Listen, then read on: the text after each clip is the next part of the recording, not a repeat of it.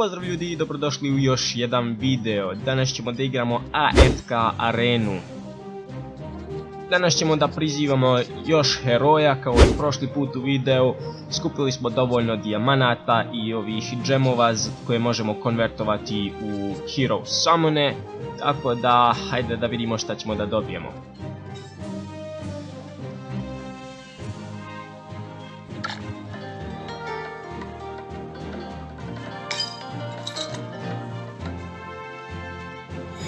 Ok, nije najbolje.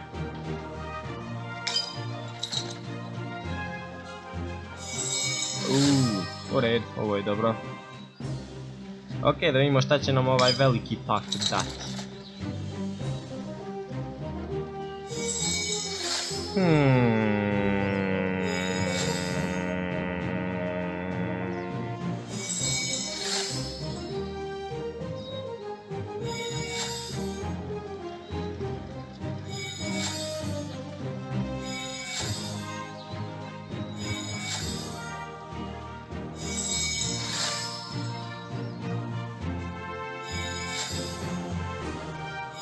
Ok, nije baš najbolje.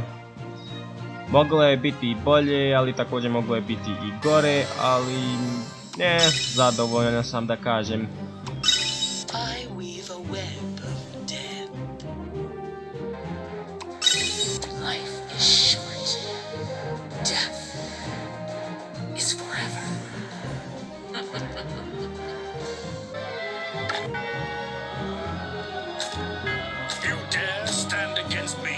Ako ste uživali u ovom videu, molim vas da ostavite like, komentar, da favoritujete video i da subscribe-ujete ako već niste. I to bi bilo to od mene.